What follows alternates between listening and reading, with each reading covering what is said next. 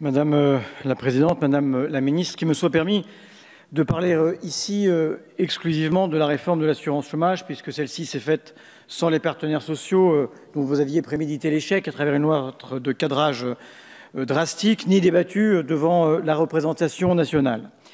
Il y a quelques jours, vous déclariez « Notre réforme de l'assurance chômage vise notamment à réduire la précarité ».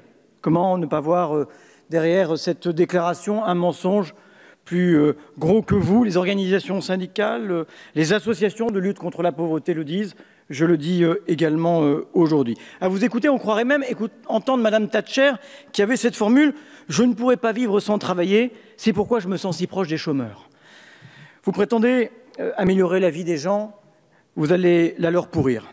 Vous prétendez les émanciper par le travail, vous allez les appauvrir et les aliéner à des mini-jobs parce qu'il n'y a pas de dignité du travail sans un travail digne. Votre réforme est injuste en allongeant de 6 mois à 6 mois au cours des 24 derniers mois la période pour être indemnisé. Vous allez priver d'allocation de très nombreux demandeurs d'emploi, tandis que d'autres seront indemnisés plus tard qu'aujourd'hui. Vos victimes, ce ne sont pas des statistiques, ce n'est pas le chômeur moyen, ce sont des vrais gens qui souffrent, qui se battent, qui survivent, qui peinent à boucler leur fin de mois. Ce sont des jeunes de moins de 25 ans qui ont du mal à démarrer dans la vie, à fonder une famille. Ce sont des femmes célibataires pour qui la fin du mois s'arrête le 15 et qui doivent faire manger leurs enfants jusqu'au 30. Ce sont des seniors qui, après une vie active, voient les portes des entreprises leur claquer au nez.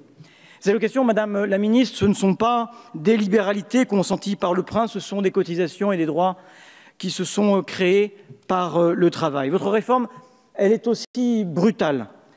Prenons le cas d'une personne ayant travaillé 2 mois, puis ayant connu 18 mois de chômage et enfin retravaillé 4 mois au SMIC. Avec votre réforme, son indemnité mensuelle passera de 936 € à 281 €. Vous prétendez être le héros du progressisme et vous abîmez l'un des grands progrès de ces dernières années, les droits rechargeables. Là où il fallait avoir travaillé 1 mois pour recharger ses droits, il en faudra désormais 6 et vous prétendez toujours réduire la précarité. Prenons un autre exemple, celui d'une femme à temps partiel, un temps partiel trop souvent subi par les femmes, qui toucherait une indemnité de 500 € par mois et qui retrouverait un emploi payé 400 €. Après le 1er avril, après les élections municipales, là où avant votre réforme, elle aurait en plus de son salaire touché 220 € d'allocation, elle ne touchera plus rien. Alors que 40% seulement des chômeurs pouvaient accepter de cumuler emploi et indemnisation, il y a seulement 4% d'entre eux qui gagnaient plus au chômage qu'en étant dans l'emploi. Et en réalité, eh bien, vous instaurez la punition collective et vous ne réduisez pas non plus la précarité. Ce sont des centaines de milliers de personnes qui vont voir leurs droits supprimés, des centaines de milliers qui vont voir leurs droits réduits dans leur montant ou dans leur durée. Votre réforme fera 1,3 million de perdants parmi les chômeurs. Dans les Landes, où près de 50% des offres d'emploi sont de moins de 6 mois, il y aura 10 000 perdants. Dans les Pyrénées-Atlantiques, juste à côté, où près de 60% des offres d'emploi sont de moins de 6 mois, il y aura 15 000 emplois.